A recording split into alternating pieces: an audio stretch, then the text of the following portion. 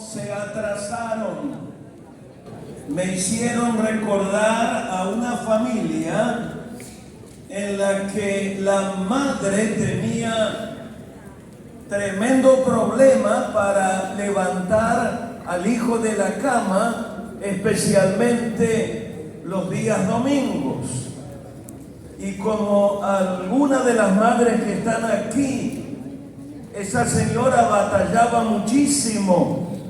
Hijito querido, corazoncito de mi alma, levántate, es tiempo de ir a la reunión. Y el hijo decía, no me quiero levantar. Y la pobre señora insistía, dulce de mi corazón, por favor, levántate, hijito querido. Y el muchacho insistía, no me voy a levantar. La madre le dijo, dame 3 razones por las que no te quieres levantar, siendo domingo, 10 de la mañana, tiempo de la reunión. Él dijo, bueno, número 1, me encanta quedarme en la cama. Número 2, no me gusta la gente de esa iglesia. Número 3, parece que yo no le gusto a la gente de esa iglesia. Ahora, mamita querida, dame tus 3 razones por las que crees que me tengo que levantar. Bueno, dijo la madre, número 1, es domingo, 10 de la mañana, tiempo de la reunión. Número 2, tienes 60 años. Número 3, eres el pastor de la iglesia. Qué bueno que ustedes llegaron temprano.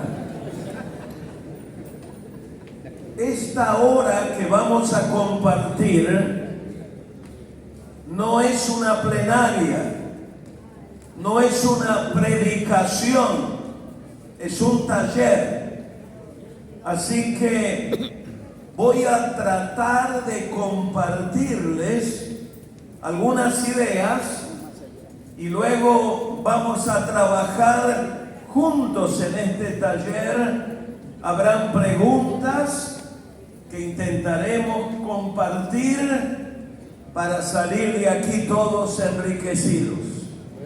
¿Están listos ya para el taller? Amén. ¿Están listos realmente? Amén. Esta mañana recordé a un famoso predicador en los Estados Unidos. Su nombre, Tony Campolo, muy dedicado a compartir la palabra en las universidades de esa nación. Él cuenta una historia sumamente interesante. Viviendo en el este de los Estados Unidos, fue invitado para predicar en Hawái. Viajó hasta esa isla, estaba en la cama, era medianoche, pero su estómago tenía todavía el horario del este de Estados Unidos. Tenía hambre, así que se levantó, salió a la calle para buscar algo con lo cual saciar su apetito. Prácticamente todo estaba cerrado hasta que vio un pequeño lugar con luz encendida, gente adentro. Entró, era una cafetería, se sentó en el mostrador y cuando estaba comiendo un sándwich, entraron 2 muchachas de la calle. Se sentaron al lado de él, lo que inevitablemente hizo que él escuchara lo que ellas estaban compartiendo. Una de las muchachas dijo a la otra, a su amiga, ¿sabes? Mañana cumplo años. La otra burlonamente le contestó, ¿qué estás esperando? ¿Que te festejemos tu cumpleaños? No, dijo la primera, en toda mi vida nadie festejó mi cumpleaños. Al ratito se fueron de la cafetería y Tony Campolo le preguntó al dueño que estaba allí en el mostrador: ¿estas muchachas vienen de tanto en tanto? No, todas las noches, ellas y otras más, muchachas de la calle, vienen a descansar un rato. Tony Campolo le dijo: ¿qué te parece si mañana a esta que estaba a mi lado le festejamos el cumpleaños?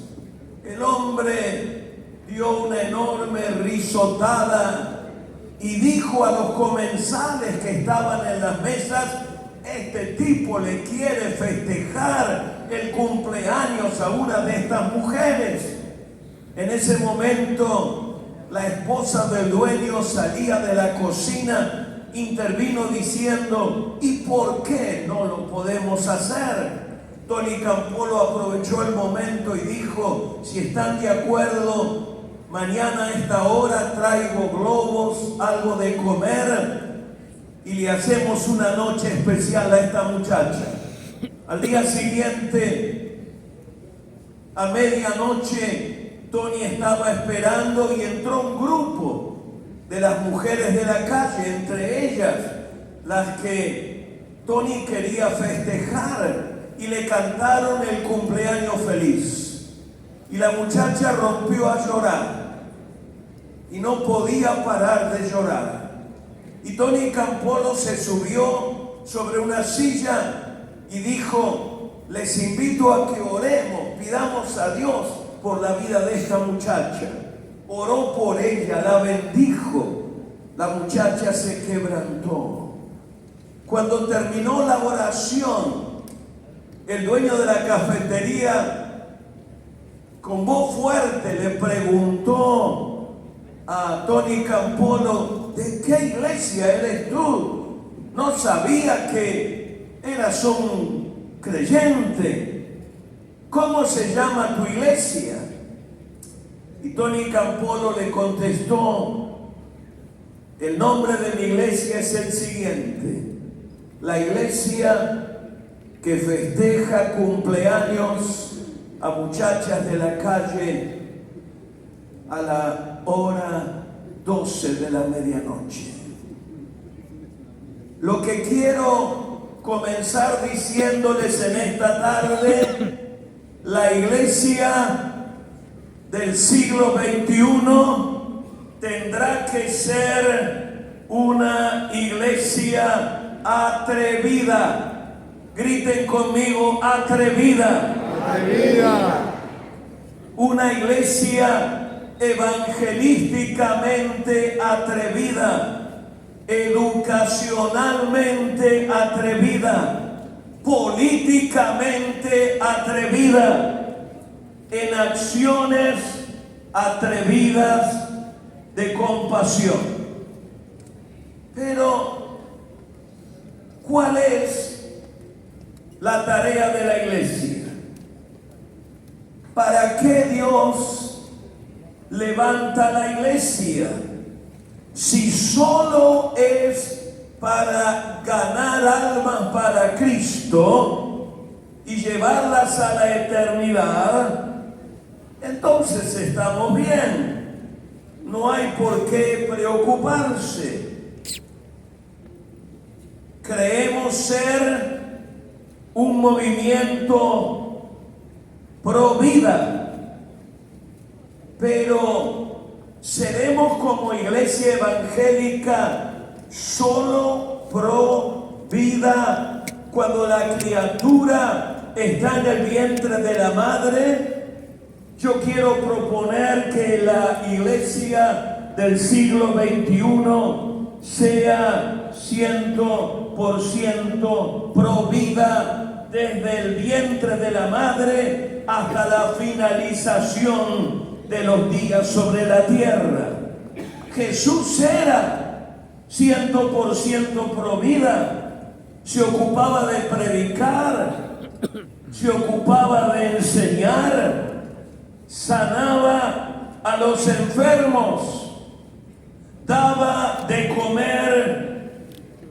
a los más vulnerables. Tratemos de reflexionar juntos en esta tarde. Tratemos de pensar creativamente en estos próximos minutos. Hoy viven en el mundo más cristianos que la suma de todos los cristianos que vivieron a lo largo de la historia. Tendríamos que hacernos la pregunta: ¿dónde está el poder para influenciar y transformar comunidades que Pablo, Patricio, Calvino y muchos otros experimentaron en su tiempo? El siglo XX fue la época del crecimiento numérico más grande de la iglesia cristiana evangélica, pero también fue la época más sangrienta en la humanidad.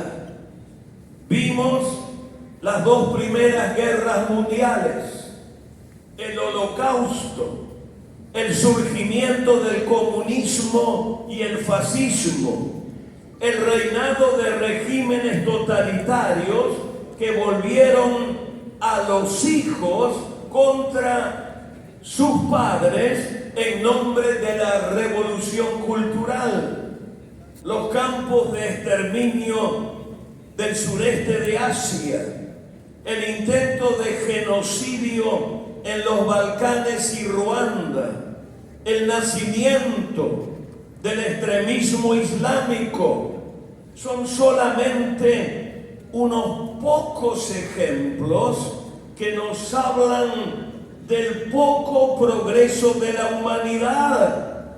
¿Cómo puede ser que en medio del crecimiento numérico del pueblo de Dios, el mundo haya experimentado tragedias de este tamaño?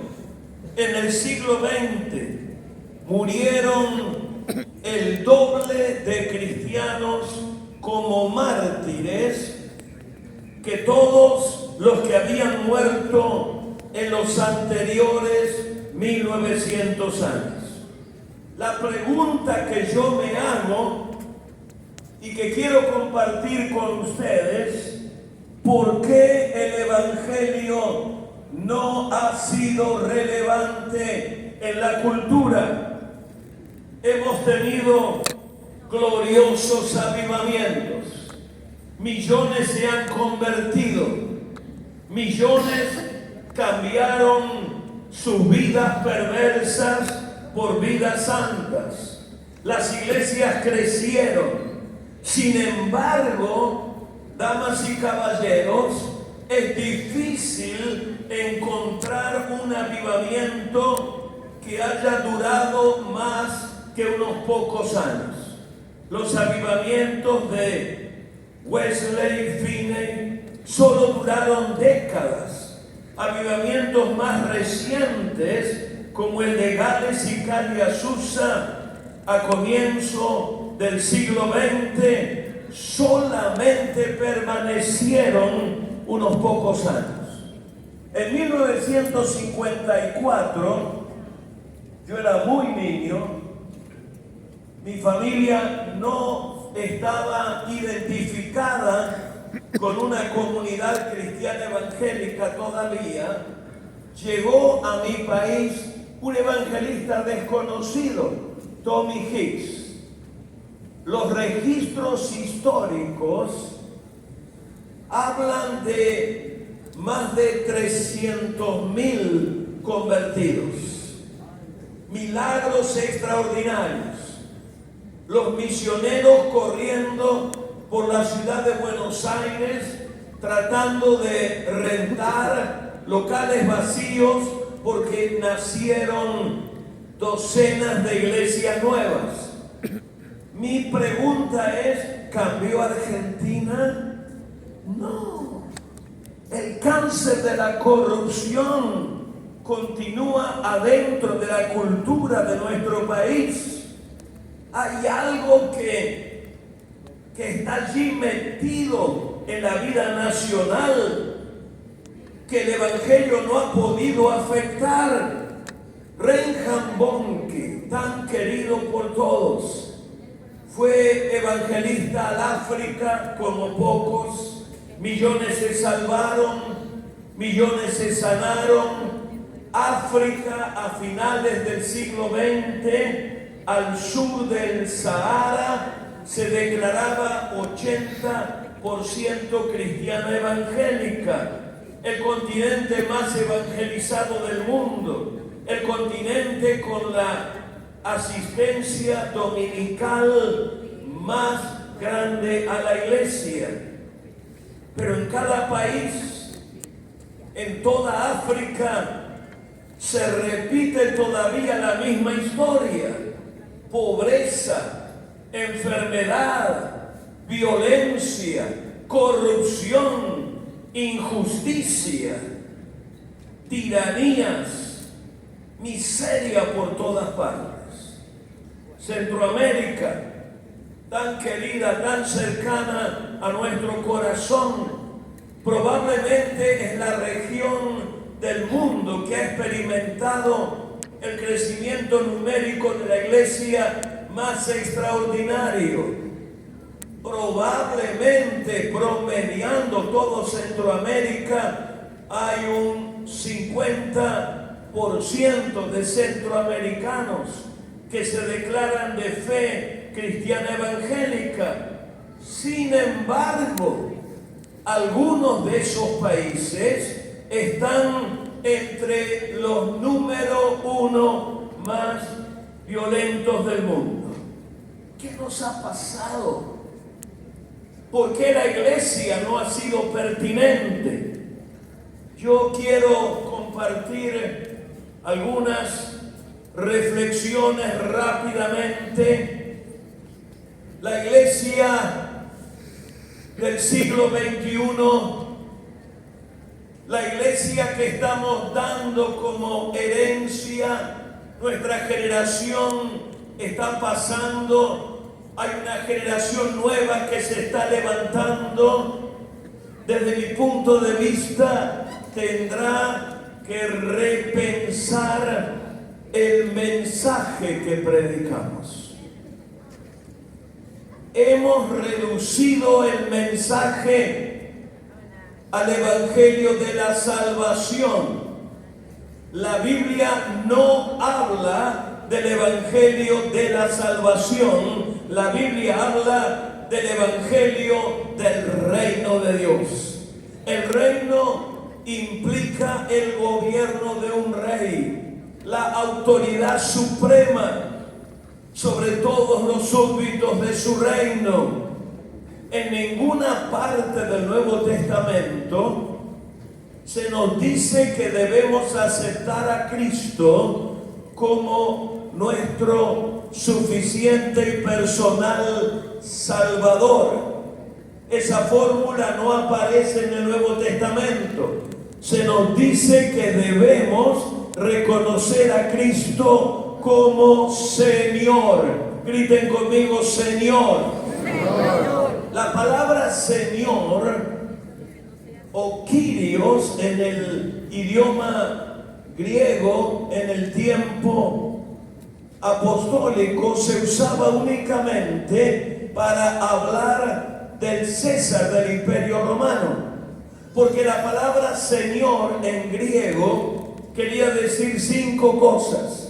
Quería decir amo, dueño, jefe, soberano, máxima autoridad. Y el único en esas 5 condiciones era el César del Imperio Romano. Él era dueño de todas las cosas. A él le pertenecían todas las vidas. Si él quería al hijo único de una madre viuda como escolta personal de palacio, él no tenía que considerar a la pobre viuda. Él era el Señor.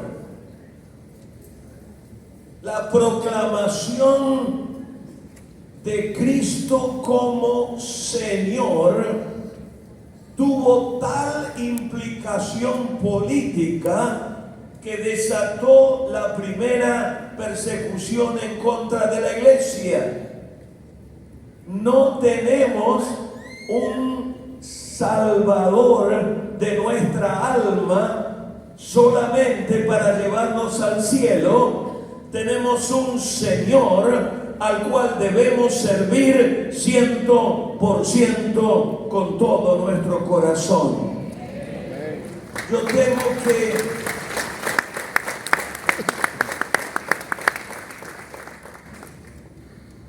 que hemos simplificado el mensaje. Mi primera recomendación: la iglesia del siglo XXI tendremos que repensar el mensaje, las implicaciones del mensaje, que no son simplemente religiosas, espirituales, implicaciones que tienen que ver con la totalidad de la vida. La segunda reflexión que les comparto: deberemos repensar esta no bíblica, extra bíblica separación entre lo secular y lo sagrado. La palabra secular no aparece en la Biblia. El concepto de esa separación, desde mi punto de vista, es antibíblico. Para Dios todo es sagrado.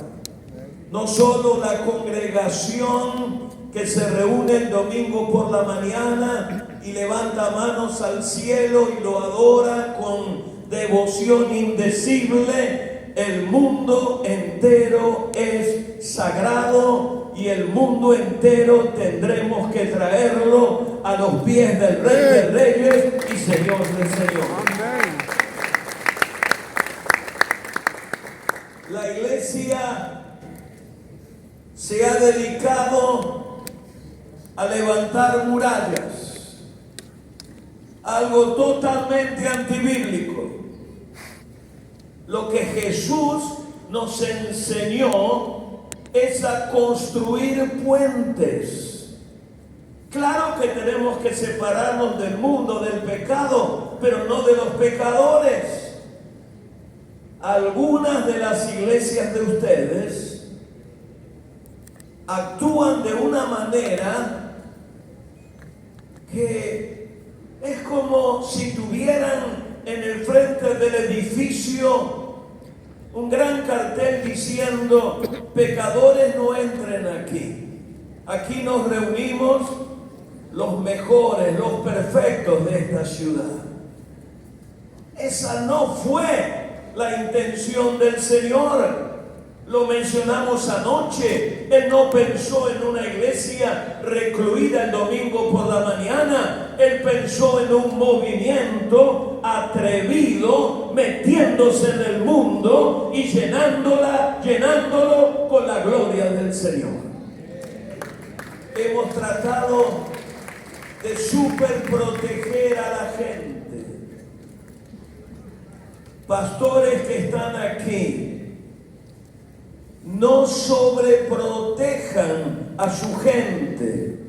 Entrenen a su gente y envíen a su gente al mundo a representar a Jesús. No sobreprotejan a la gente.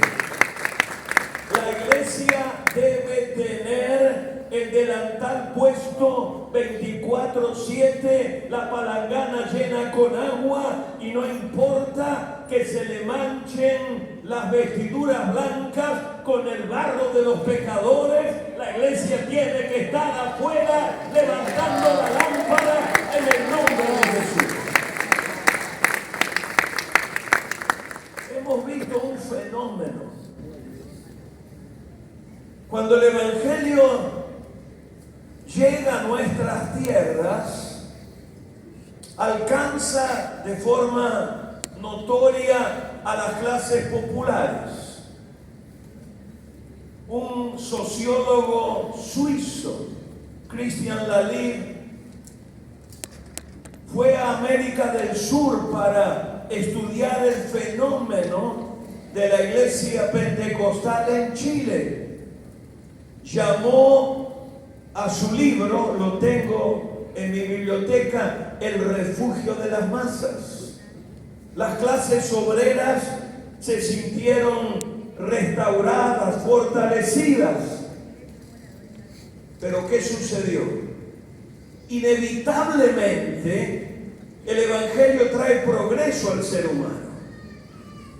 El que trabajaba con sus manos ya establece un pequeño negocio. El que andaba en bicicleta logra comprarse un modesto automóvil. El que vivía en una choza con el techo agujereado donde permeaba la lluvia en cualquier momento, ahora compró su casita. Pasamos de ser gente del proletariado a gente de clase media, y eso provocó un fenómeno. En muchas ciudades la iglesia evangélica se fue a los suburbios. Por ejemplo, en Estados Unidos la iglesia abandonó el centro de las ciudades. Nos hemos convertido en comunidades aburguesadas, corriendo detrás de lo material. Nos ha atraído mucho la prosperidad y hemos perdido la virilidad de la iglesia en medio de la pelea cotidiana. La iglesia del siglo XXI tiene que abandonar el área del confort y atreverse a vivir con puentes tendidos 24/7 en comunicación con el mundo, al que tiene que alcanzar, al que debe servir y al que va a ganar en el nombre de Jesús.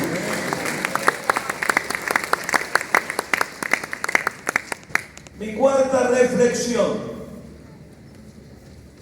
tiene que ver con el currículum de nuestras escuelas bíblicas. Amo a las escuelas bíblicas. Han sido el nido de águilas que han volado muy alto en nuestro continente. Pero tenemos que repensar la educación teológica. Hemos estado dedicados a preparar gentes para servir dentro de la iglesia. Seguimos encerrados dentro de la iglesia. La preocupación de nuestra universidad es preparar gentes, sí, para dentro de la iglesia, pero mayormente para fuera de las fronteras de la iglesia. Cómo ser un cristiano victorioso en la arena de la política. Cómo servir a Dios en la arena de la educación, de la empresa, de los negocios. Necesitamos que las escuelas bíblicas, si su concilio, su denominación tiene una, hay que repensar cómo vamos a preparar a los obreros para esta nueva época que puede ser gloriosa para la iglesia en Iberoamérica. Cuando establecimos nuestra escuela de evangelistas, se convirtió en universidad sin evitar ningún proceso académico, una real universidad. Concebimos el currículum para que los estudiantes de nuestra universidad puedan brillar fuera de la iglesia, puedan brillar en el mundo de la política, en el mundo de la ciencia, en el mundo de las artes. Necesitamos quitarnos el complejo de meterlo todo dentro de lo religioso, descubrir que somos llamados a bendecir, a sanar, a cambiar a un mundo entero en el nombre de Jesús. una reflexión más. Tendremos que atrevernos a relacionarnos con la cultura juvenil. Yo tengo 82 años y cada vez me relaciono más con los jóvenes. Me reciclo continuamente. Claro, mi pasaporte dice mi edad, pero creo que mi actitud cambia todo. Si vamos a hacer iglesia en el siglo XXI, hay que entender la cultura juvenil. Hay que entender la música que disfrutan, aunque nos ponga los pelos de punta. Las artes que disfrutan. ¿Cuáles son los intereses de la juventud? En Estados Unidos, las estadísticas dicen, y esto luego se replica en América Latina, que el grupo menos presente hoy en la iglesia es el de personas entre 13 y 35 años.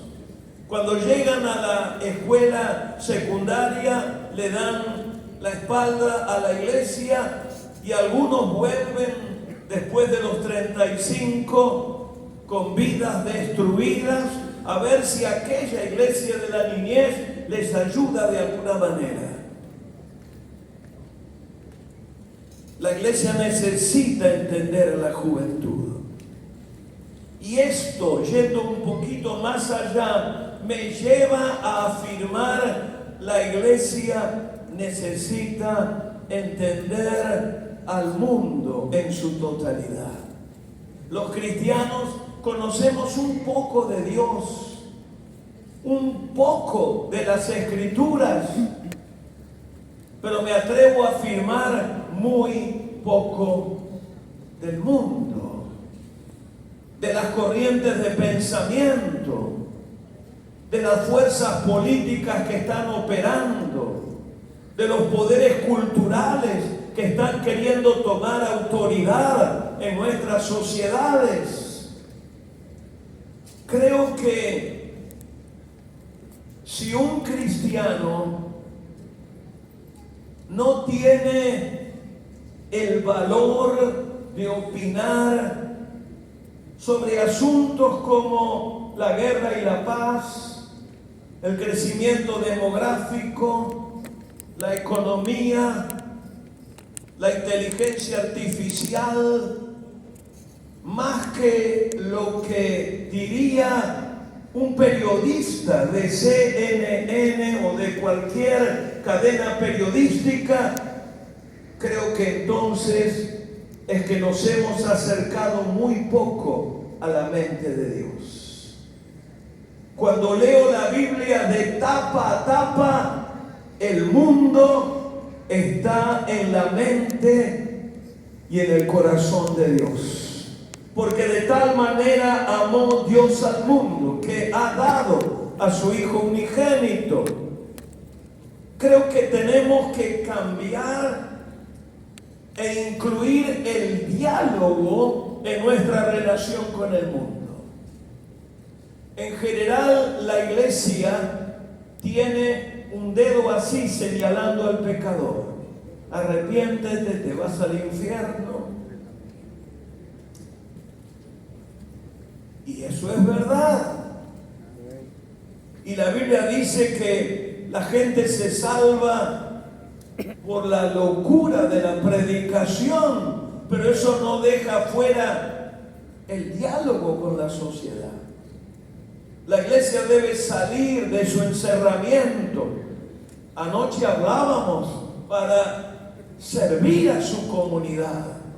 No puede haber el nivel de pobreza, de miseria que tenemos, donde la iglesia está tan rica y tan numerosa, es nuestra vergüenza.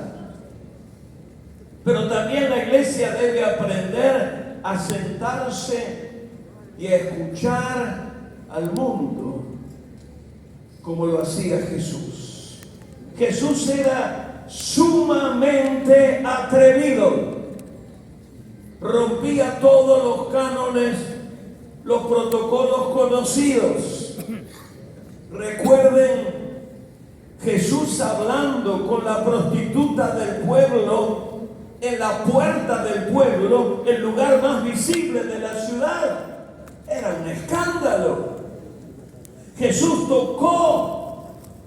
tocó al leproso. La ley decía que el que tocaba al leproso se convertía en inmundo. Y Jesús rompió las leyes. Jesús tocó al inmundo. Dejando correr mi imaginación, pienso en reuniones familiares 10, 15 años después. Los amigos le preguntaban a aquel que fue sanado por Jesús, ¿de qué iglesia era Jesucristo que te sanó?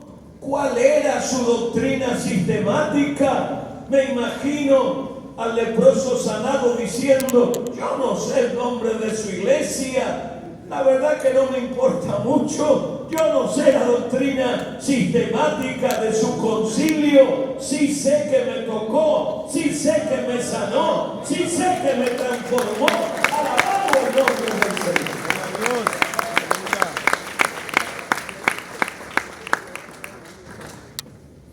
Yo sueño con una nueva generación de cristianos que no le tendrán temor a nada ni a nadie, que no podrán ser silenciados por poderes temporales ni tampoco infernales, que abandonarán las pretensiones personales, el ego y el apetito de poder económico, que se van a convertir en los representantes de Jesús, no solo hablando el Evangelio, sino viviendo el Evangelio, viviéndolo en medio de la asombrosa corrupción política de América Latina, viviéndolo en medio del sistema educacional y trayendo la gloria de Dios en la educación de nuestros hijos, viviéndolo en las cortes de justicia e impartiendo la justicia al estilo de Dios. La iglesia del siglo XXI no solo ganará almas para la eternidad, sino levantará servidores del reino que van a cambiar la historia de América Latina para siempre. Qué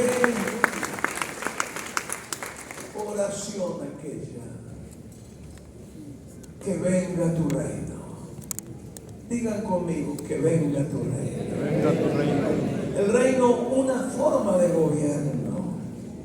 El gobierno del rey sobre los súbditos de su reino. Jesucristo no vino a levantar un movimiento religioso, vino a traer el reino de su Padre sobre la tierra. Que seamos fieles, que podamos desarrollar iglesias no copiadas como con un calco de las iglesias que ya conocimos. Iglesias que le revelen a Él, le muestren a Él. Revelen a Jesús hablando con la prostituta. Sumamente peligroso. ¿Qué vamos a hacer con la cantidad enorme de homosexuales que están llegando a nuestras iglesias? Claro que queremos que se conviertan, cambien de vida, pero ¿cuál será nuestra actitud? ¿Será santurrona religiosa o será el estilo de Jesús? Que la iglesia del siglo XXI sea una iglesia cargada de acciones de compasión, de ternura, de paciencia, de amor por los demás, de generosidad por los demás. Que la iglesia del siglo XXI no tenga que pelear las leyes que perversos deciden y pasar horas de vigilia frente a palacios de gobierno. Que la iglesia del siglo XXI meta en el palacio legislativo a los hijos de la iglesia para establecer leyes de acuerdo al reino de Dios. La iglesia del siglo XXI abandona la cobardía, renuncia al temor, le da la espalda al aislamiento. Vamos a la calle de cada ciudad de nuestro continente y le vamos a decir al infierno: retírate de mi país. Voy a ganar a mi nación para gloria del Padre, del Hijo y del Espíritu Santo. Pueden gritar aleluya. Más fuerte, aleluya. Ese reloj es terrible. Esto es un taller, así que si hay alguna pregunta, vamos a escucharla que tenga que ver con el tema. ¿Está bien? Si alguno tiene una pregunta, una duda, una inquietud, la puede hacer. Levanta la mano, alguien se va a acercar con un micrófono y vamos a recibir su pregunta. Muy bien, acá una persona, muy bien. El micrófono, rápidamente. Muy bien.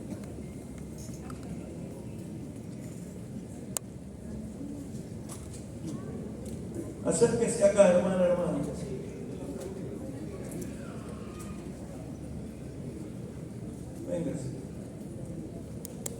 Véngase para acá. ¿Usted tiene la pregunta? Véngase. Me lo doy.